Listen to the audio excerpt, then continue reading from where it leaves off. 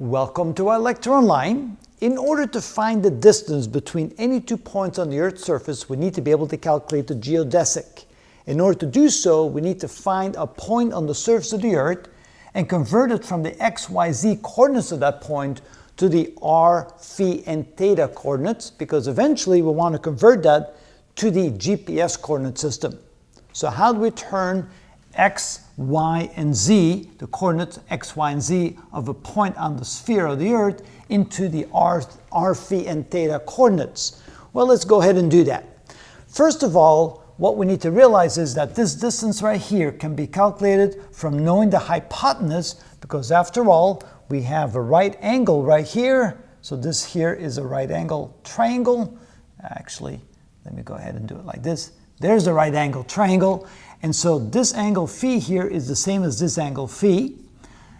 So we know that x is the adjacent side to the angle, and this is the hypotenuse. So we know that x is going to be equal to the hypotenuse times the cosine of the angle phi, because x is the cosine of the angle phi relative to the hypotenuse, so times the cosine of phi.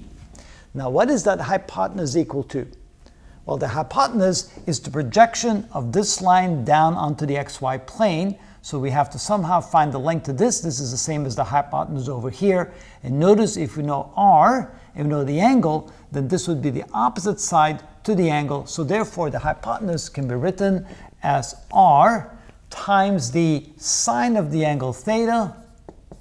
And then, of course, times, this is the same as the hypotenuse, times the cosine of the angle phi. And that would then be the coordinate x in terms of r, phi, and theta. Now we need to do the same for y. Now the y here is opposite the angle phi. So instead of using the cosine of phi, we're going to use the sine of phi. We still need the hypotenuse, which is the same as the hypotenuse used for x. So there we can say that y is equal to the hypotenuse times the sine of the angle phi, and the hypotenuse is also the r times the sine of phi. So y equals r times the sine of phi, sorry, not phi, but theta, multiplied times the, I'm messing up here. Too many sines and cosines, we got to be careful. So the hypotenuse is r sine theta, and then instead of writing the cosine of phi, we write the sine of phi because we want the y instead of the x. So here now we have an equation that converts the y coordinate into terms of r, phi, and theta. And finally z. Now z is this height right here, which is the same as this distance right here. That means it's the adjacent side to the angle theta. So therefore we can see that z is the hypotenuse, which is r, times the adjacent side, so that would be the cosine of the angle theta.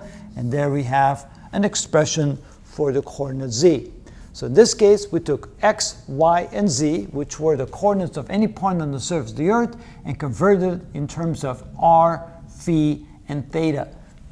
The spherical coordinate system, of course, the Earth is a sphere, and so therefore making that conversion will now allow us to make the change from this to the GPS coordinate system, and from that we should be able to convert that to calculating the geodesic, the shortest distance from point A to point B to any 2 points between any 2 points on the surface of the Earth.